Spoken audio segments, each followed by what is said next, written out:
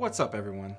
It's Pastor Micah. Today, we're continuing our small group study on Old Testament covenants and taking a deep dive into 2 Samuel 7, God's covenant with David. Now, I'm still a relatively young man, and some of you might be thinking that I'm definitely still a young man. But if you ask my 3 kids, I'm kind of old.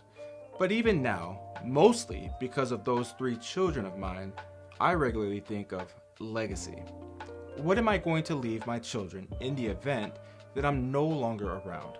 All bundled up in that legacy is money, other material items, experiences, their name Glenn, other things of course, but most importantly to me, the legacy of faith in Jesus. Legacy is an important thing whether we think it is or not, because our legacy isn't for us, it's for the people who come after us. There are enough challenges for today that we can get into a moment of not looking down the road. Jesus tells us in Matthew 6:25-34 not to be anxious about our own lives tomorrow, but being anxious about tomorrow and planning for tomorrow are not really the same thing. And while I don't want to die while my children are young, the reality of life is that my time to go could be at any moment. And not leaving Dorothy and my children anything but pain and loss, should that day come, would actually make me a poor husband and father. And again, it's not simply about leaving enough money behind so that Dorothy wouldn't be anxious about feeding our kids the next day.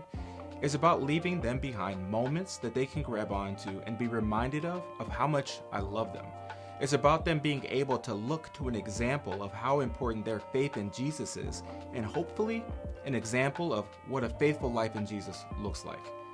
Just like all of us, whether we want to admit it or not, legacy is an important thing to David, the king of Israel.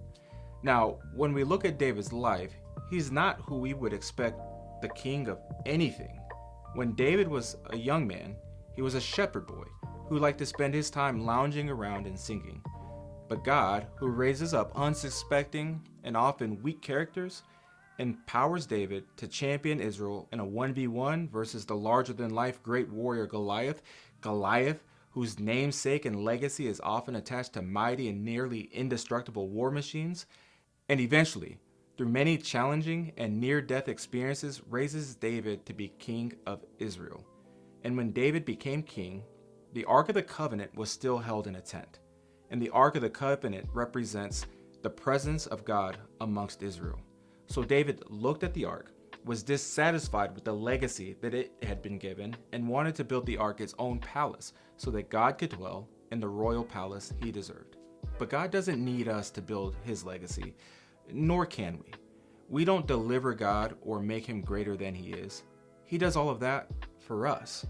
So God speaks through the prophet Nathan and makes an everlasting covenant with his servant David. First, God reminds David of the legacy that God pulled him out of, how he made him great, and how he would establish the line of David and his legacy forever, a legacy that you and I have been grafted into.